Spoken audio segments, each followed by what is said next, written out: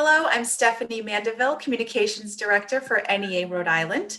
Today is Thursday, December 3rd, and this is the 29th episode of Ask Larry and Bob, and I am joined by the Larry and the Bob, Larry Purtill, NEA Rhode Island President, and Bob Walsh, NEARI Executive Director. Hi, guys. Hey, Steph. Hello, Stephanie. So today is Thursday, and as we all know, the governor does her press briefings now on Thursdays. So we moved our recording so that we could watch that and react. So there was a lot to cover. You guys want to give some reaction to what you heard? Larry, why don't you go first?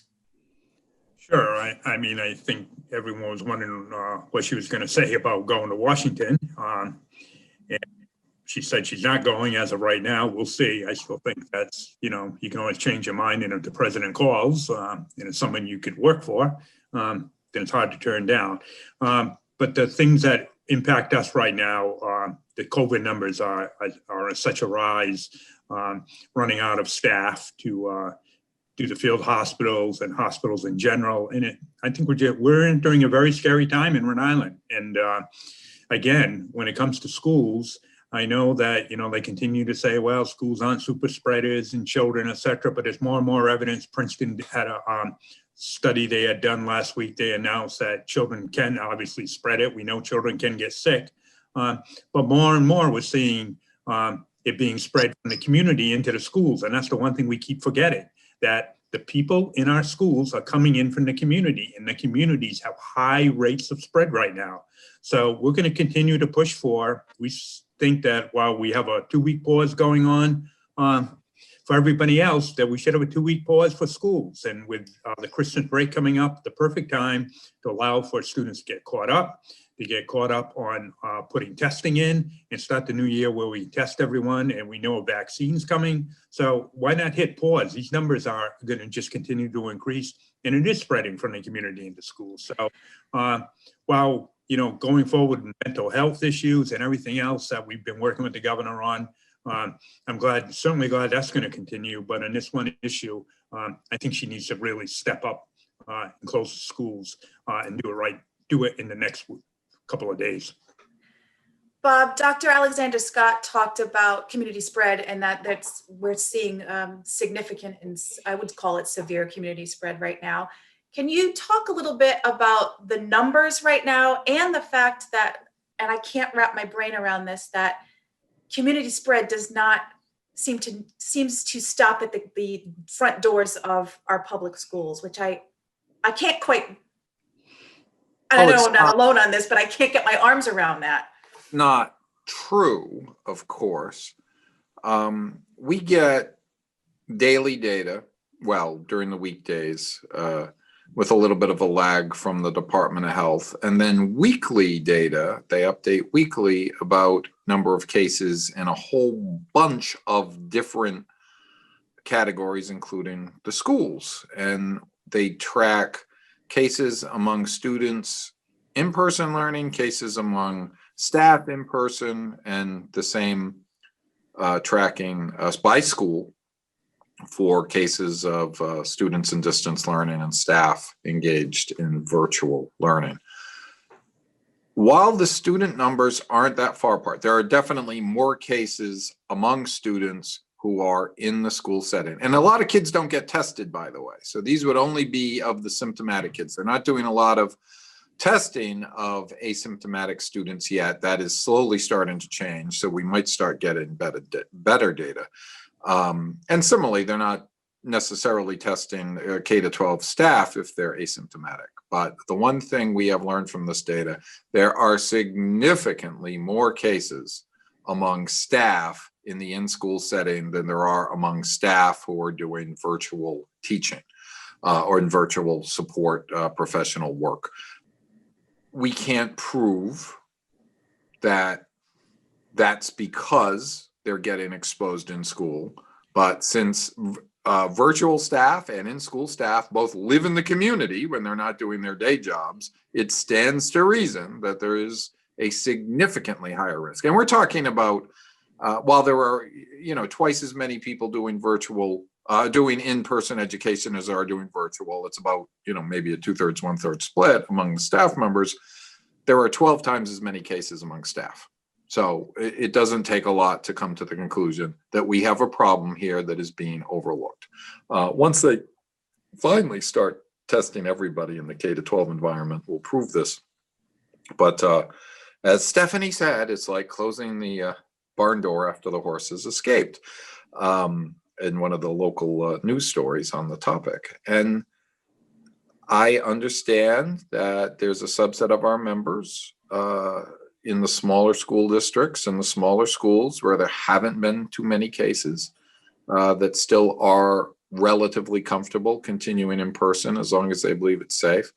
But the numbers of our members seem to be shifting to wanting to go to full virtual until we get a handle on the spread. And the governor correctly points out the spread is increasing. People did not behave according to her parameters during Thanksgiving. And we're going to see a big spike in cases. We're already seeing a big spike. I think there were 1,700 cases yesterday that were reported today, which should be the one-day record. It's not going to be better tomorrow. They're testing more and more folks, and we're getting more. And it's not because they're doing more testing. We're just finding out what's already there because we're doing more testing. It's not Right. that, this myth that testing is causing cases. So on the headline topic of the day, which apparently the governor is not going to be the HHS secretary, despite all the hoopla in the press, my comments to the Globe were the same. We are fighting with the governor about our difference in we believe organizationally they should shut down until after the first of the year to get a handle on this. That doesn't impact our belief in it would be great to have as many Rhode Islanders as possible in Washington helping to run the country, because having any of them also pay attention to Rhode Island is a good thing for us. But on this issue, we're still in, there's no other to say it. We just disagree. We think that Dr. Alexander Scott is not advising the governor well on this issue. And it's time to shut it down until after the first of the year. We said it last week. We said it 2 weeks ago. We're going to keep saying it. So since you mentioned the national scene, we're still waiting on Betsy DeVos to open the door and walk through it, get to the other side of it, and we can all wave goodbye and see who is going to replace her. Any ideas? Well, my choice isn't running. I think we would be well served if NEA's current national president, Becky Pringle, would answer the call. But I don't, I think she's officially taken her name out of competition, but that doesn't matter. I think if they called her, she'd probably do it. The names, so our prior president, Lily Eccleston Garcia, is on the list. Randy Weingarten, the president of the American Federation of Teachers, is on the list. Linda Darling Hammond had taken her name out of it, but seems to have recirculated on the list. Her name did pop back up, I noticed earlier this week. I know NEA and AFT nationally are very, very involved in this discussion. It is fundamentally important that we get a Secretary of Education who understands our work, understands the important role that unions play in representing the vast majority of teachers in the country, understand racial and social justice, understand the mental health issues in the schools, understand getting guns out of the schools, pretty much understand our agenda and are going to be aggressive about representing it in the Biden administration. We do have a great advocate in that Dr. Jill Biden, the First Lady, is an NEA member currently. And understands our issues. And we know that our current president, Becky Pringle, did a lot of campaign work with her for the Biden campaign. But we can't have another Ernie Duncan, who was President Obama's Secretary of Education, and a great disappointment to us. It's too important. There are too many issues that have to be addressed. We can't, this is for us, organizationally, the most important of all the cabinet appointments. Yeah. So let's bring it back to Rhode Island. We had one question that was submitted to us with regard to substitute pay And this person is a retired teacher who is subbing in Charahoe. And apparently the school committee has voted to reduce the pay back to what it was by the end of this year. And she was looking for some feedback and some information about how to proceed or what to do or where we stand on that. Well, unfortunately, we don't control what substitutes get paid. It's district by district, but we can emphatically say substitutes do not get paid nearly enough. We fully support them getting paid more, not only during times of COVID, but all the time. And if you're going to attract people to be substitutes, then you need to pay them. And that's an issue. With all the quarantine going on right now, the substitute problem and the lack of staffing issues are just multiplied. And districts can't find enough substitutes, and that's one of the problems and one of the reasons we need to take this pause to get everyone back that's being quarantined. But going forward, we need to pay them more too, and we need to be creative about it. How, attracting people who may be finishing up college in their third or fourth year of college, retirees coming back. We know they can come back for 90 days. Some districts I know are paying more for substitutes in hard to find areas like science and math.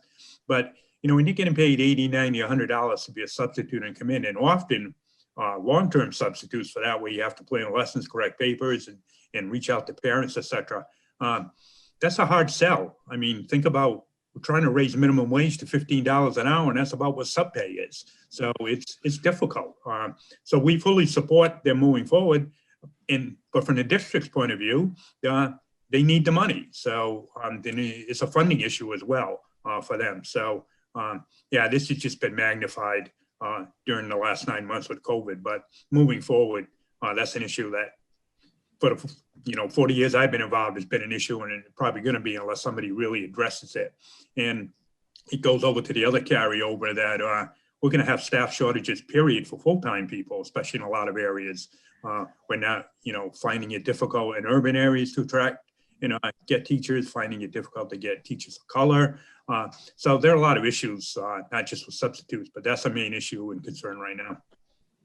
Yeah, I think simply put, that you want to attract a workforce, you pay them. Substitutes were woefully underpaid anyway.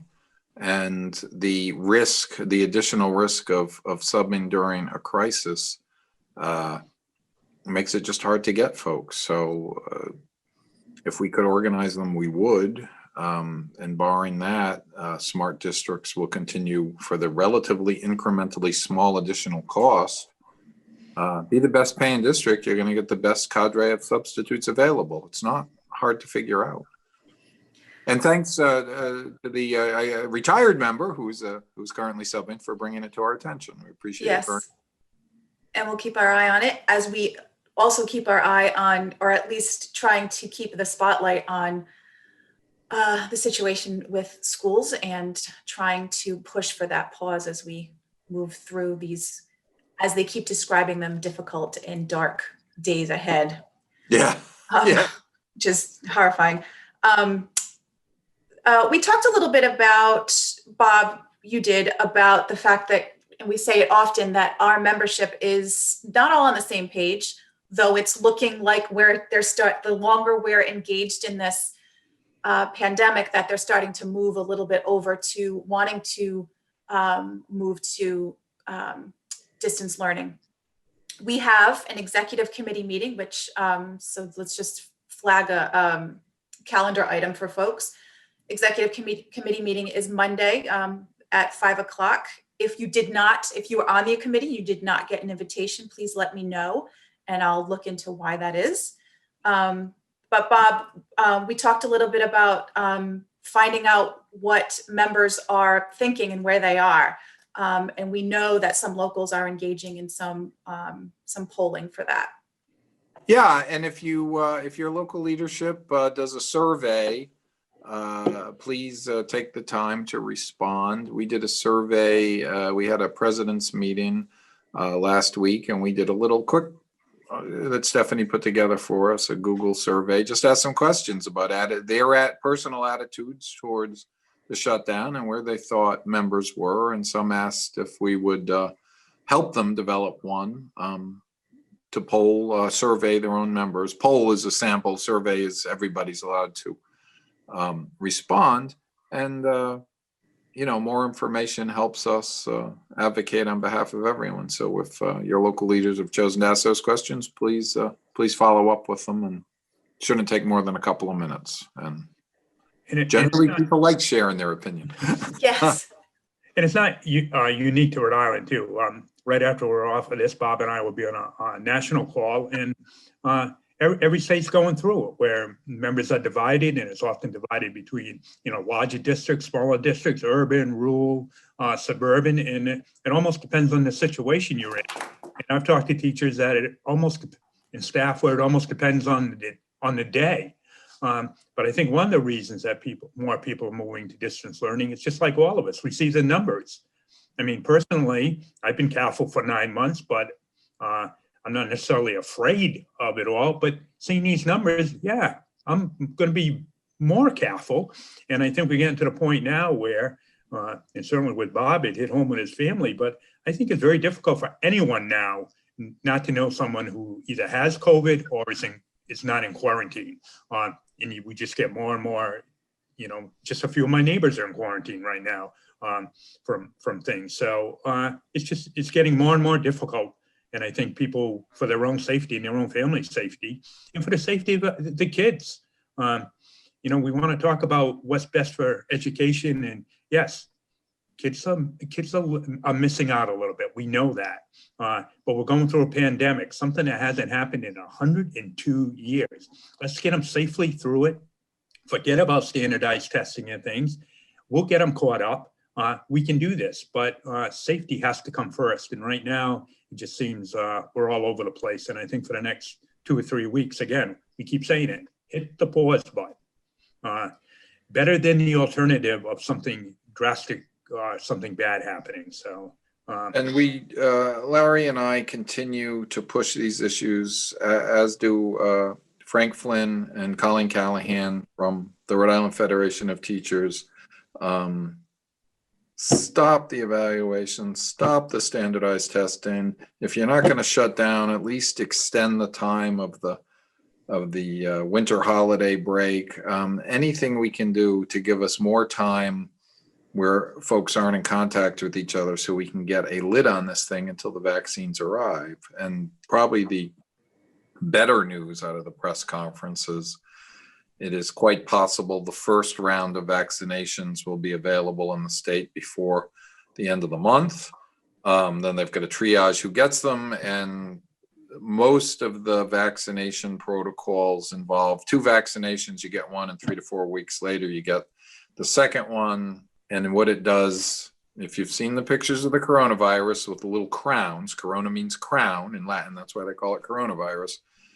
It teaches your immune system to go after anything that's got a crown, basically. So you'll be safe from coronavirus and if King George ever comes back. So it's and it's a brand new medical technology, and credit to the world for working so hard to get it in place so quickly. And Bob and I both volunteered to take it when educators take it to show that it's, that it works. There's not a lot of side effects. I volunteered to get the shot in the arm. I don't know about Bob, but the good news is the shot is, Bob's right, the shot is coming, it works, 95% effective. It's effective for older people. And there's not a lot of side effects. One of them is that you're tired, but for most of us, how would we know? But that's the good news. But we have to get through the next couple of months, and again, safety first. We do have some members that are afraid of vaccines, either don't believe in them or don't think they're effective. And there's going to be an interesting conversation when the time comes about whether it becomes a workplace requirement for our members to be vaccinated, and whether it becomes a requirement for students to be vaccinated before they're allowed back into school. And that's going to be a big deal. That's going to be a big public policy discussion. And the answer to both those questions is unclear right now. Yeah. And as you said, we have a couple of dark months to get through. Yep. Some students and families are impacted a little bit harder than others. And this is me segueing to Gingerbread Express, which NEARI Children's Fund for the last 30 years has been running this program to sort of remove the barriers to education, those sound simple to us, a pair of glasses, paying an electric bill for a family, those kind of things. NEARI Children's Fund works quietly in the background to connect services to students and families. With Gingerbread Express, we do it on the holidays, and unfortunately we cannot do it the way we normally do. Larry, could you just talk a little bit about the importance of gingerbread? And then, I'll just let people know too that you can still donate, but go ahead. No, I just, you hit it right on the nose. I mean, with everything we're going through right now, and all the stress that's involved with it, imagine throwing in the stress if you have a child that is struggling because you can't afford eyeglasses, or the child's cold all the time because you can't afford a coat, or you're not sure where your next meal's coming from, or you have the one opportunity to apply to college, but you don't have the money for the applicant, whatever it is. And often with students living in poverty, it's only one or two things that they need to push them forward. And that's what the Children's Fund has done for over 30 years, and the Gingerbread Express for almost 25 now, I think. And it's just great. Any of our members can call up, say, I have a student that needs a coat, whatever. And I know now with distance learning, sometimes it's hard, but if you know of a student or anyone or a family that needs help, let us know.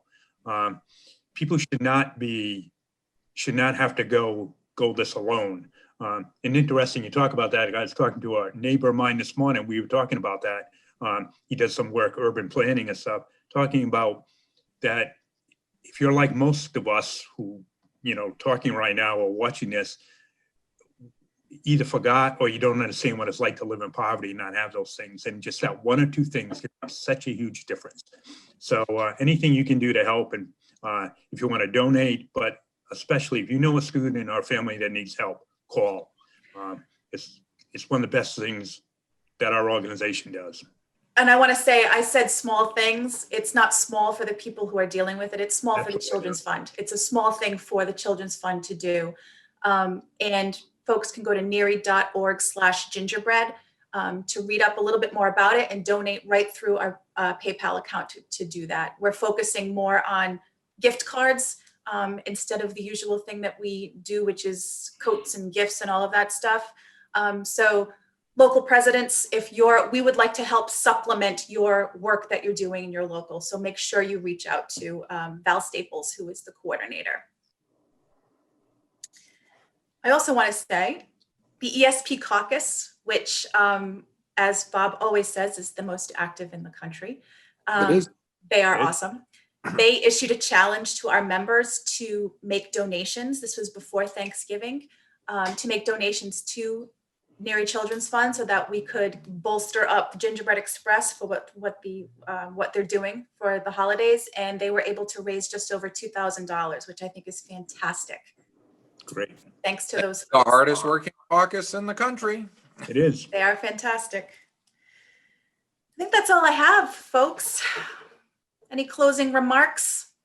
Just stay safe, be careful, and a couple of weeks till Christmas, and we'll get through this and we can do this. But we're going to keep pushing on your behalf because we know everything you're going through and doing. And again, the Gingerbread Express.